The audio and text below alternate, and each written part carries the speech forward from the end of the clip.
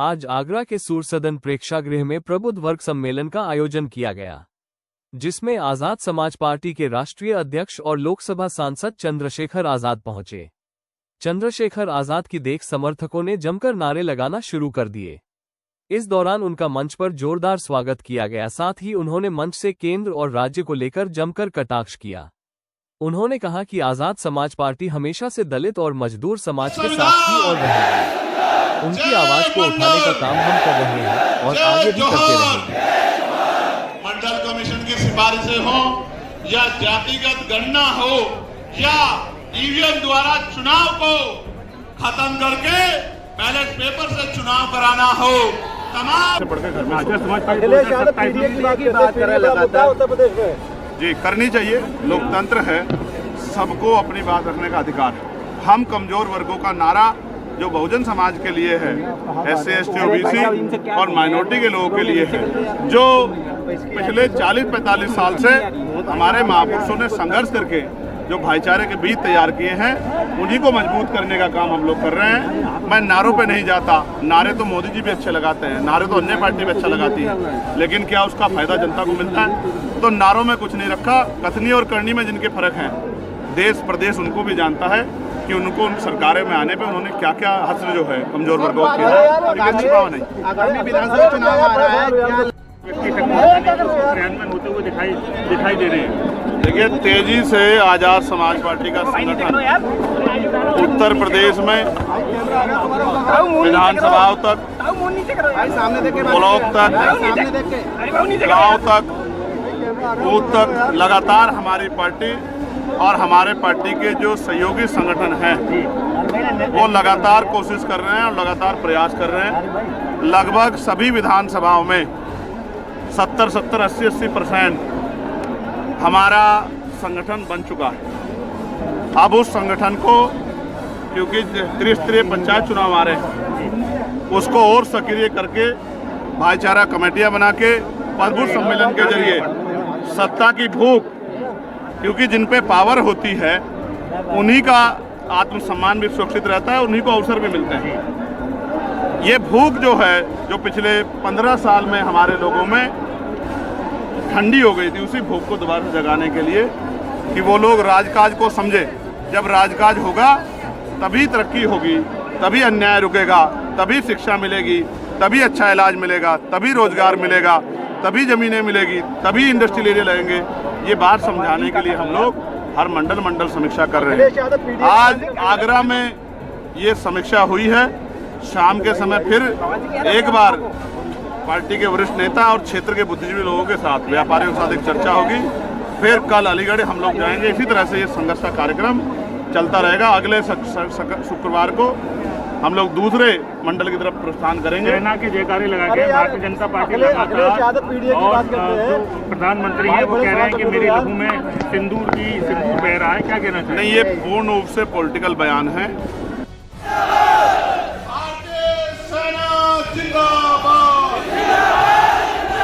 संविधान जय मंडल, जय जोहर।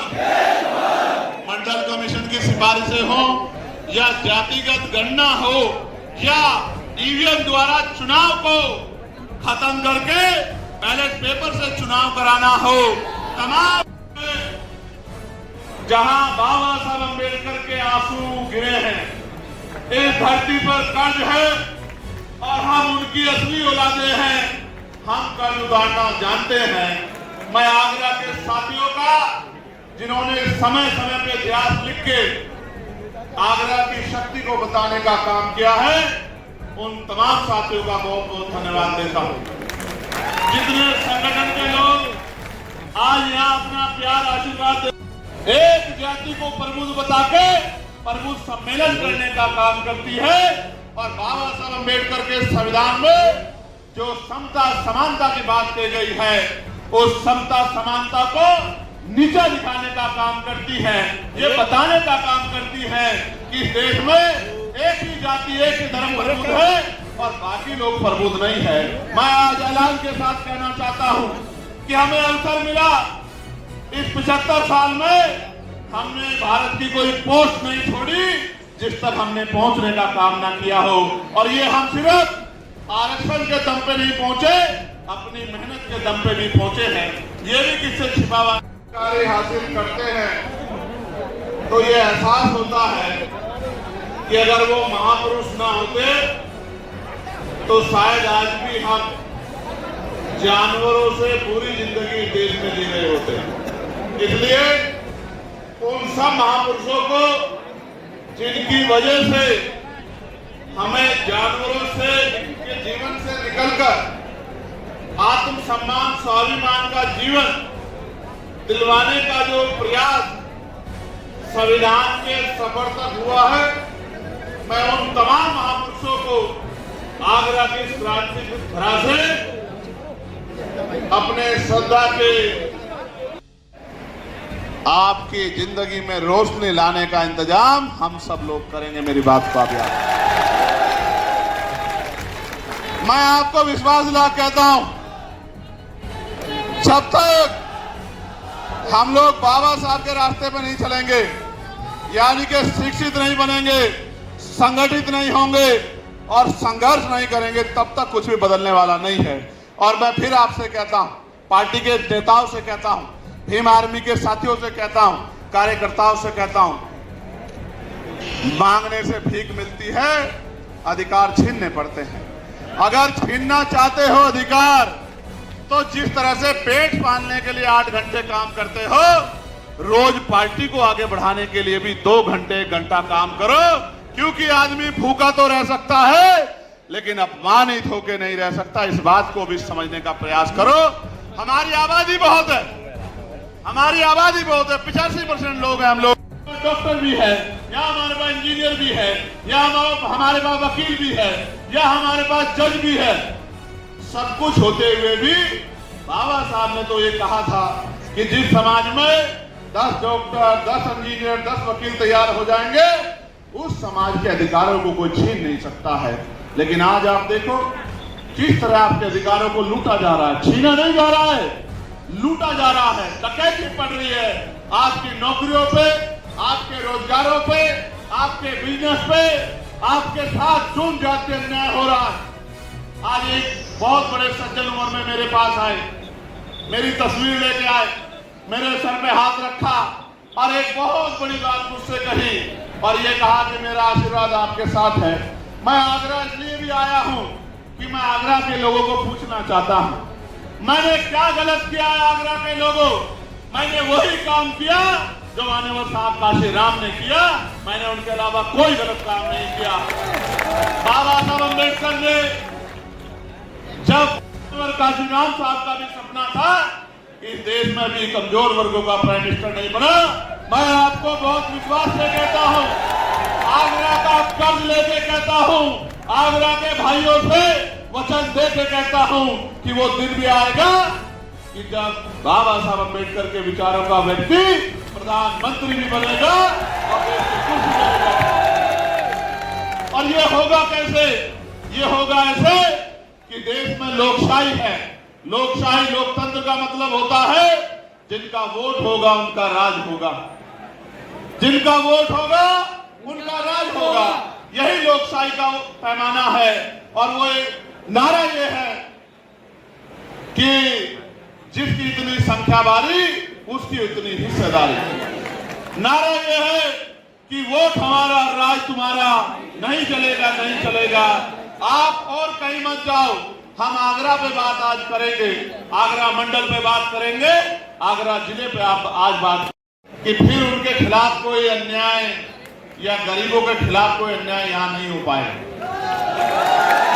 सम्मानित साथियों, मैं चाहता था कि इस बात को मैं सबसे बाद में रखूं, लेकिन 2 दिन पहले जिस तरह का सलूक यहां की पुलिस ने हमारे कार्यकर्ताओं, पदाधिकारियों के साथ किया है, मैं डंके की चोट पे ये कहना चाहता हूं कि हम स्वाभिमानी लोग हैं, ना हम किसी में अन्याय करते हैं और ना कभी हम अन्याय सहते हैं। समय आने दीजिए, अन्याय करने वालों से सूद समेत हिसाब किया जाएगा। मेरी बात का ध्यान, अगर किसी ने कोई अपराध किया है उसकी सजा उसको कोर्ट देगा। आप अपराधी को गिरफ्तार करें, जांच करें, कोर्ट में रिपोर्ट पेश करें।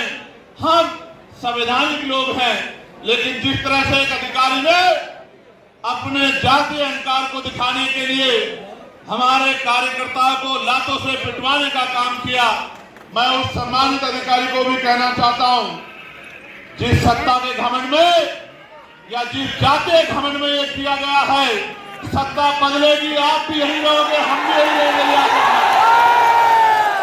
हम भी यही रहेंगे इस उत्तर प्रदेश में। हम उत्तर प्रदेश छोड़ के जाने वाले नहीं है। और सम्मानित अधिकारी महोदय, आपको भी नहीं जाने देंगे, मेरी बात को याद रखना। अगर आपके चहितों ने डेपुटेशन पे कहीं भेज दिया तो वहीं से खींच के यहाँ आगरा लेके आएंगे, मेरी बात को याद रखना। मुझसे बड़ा पुलिस का समर्थक आपको कोई नहीं मिलेगा। आजादी के 75 साल में अगर पार्लियामेंट में पुलिस के भाइयों को भी न्याय मिले, 8 घंटे की ड्यूटी उनको अन्य कर्मचारियों की तरह करने का मौका मिले, सप्ताह में उन्हें एक दिन छुट्टी मिले, उनकी बॉर्डर स्कीम खत्म की जाए, उनकी वेतन विसंगतियां दूर की जाए, ये मामला भी अगर पार्लियामेंट में किसी ने उठाने का काम किया तो आपके चंद्रशेखर आजाद ने किया। आप अच्छा करोगे तो सर माथे रखेंगे, आपका सम्मान करेंगे, और अगर आप अन्याय करोगे तो अन्याय करने वाले अपराधी के साथ जिस तरह का सलूक होता है उसी तरह का सलूक आपके साथ होगा। इस बात को आप याद रखना। सम्मानित साथी, मोर्चे की जो यहाँ संगठन चलते हैं महिला विकास के लिए, चाहे उनके हमारे नेता कार्यकर्ता हों, चाहे हमारे व्यापार मंडल के साथी हों, चाहे हमारे लीगल सेल के साथी हों, चाहे हमारे अनुशासन समिति के साथी हों, या हमारे भाईचारा कमेटी के साथी हों, मैं इस मंडल के सभी मंडल के, जिले के, विधानसभा के और गांव में अंतिम वो व्यक्ति जो बाबा साहब अम्बेडकर का झंडा पकड़ के घूम रहा है, उन साथियों को भी बहुत बहुत धन्यवाद देता हूं। प्यारे साथियों, आगरा, और जब मैंने कहा कि आगरा से मेरा प्यार है तो उसका कारण भी बहुत बड़ा है। आगरा में बाबा साहब अम्बेडकर ने एक बुद्ध विहार जो चक्की पार्क में बना था, वो अपने हाथ से जो है उसका उद्घाटन करने का काम किया था। वो हमारी धरोहर भी यही है और यही बाबा साहब की अस्थियां भी रखी गई है। ये आगरा ऐसे क्रांति धरा नहीं बना, कई बार खूनी संघर्ष में भी आगरा ने अपनी शक्ति का एहसास कराने का काम किया है। ये आगरा, इसको देश जानता है। मैं अपनी पार्टी के जो सम्मानित राष्ट्रीय कोर कमेटी के नेतागण भाई अमित कसाना जी, भाई सतपाल चौधरी जी जो मेरे साथ चल के आए, मैं उनका भी बहुत बहुत धन्यवाद करता हूं। मैं हमारी पार्टी के प्रदेश के अध्यक्ष और प्रदेश कमेटी के तमाम नेताओं का भी धन्यवाद करता हूं, और मैं अपने भीम आर्मी के बहादुर भाइयों का भी बहुत बहुत धन्यवाद करता हूं। अब उनको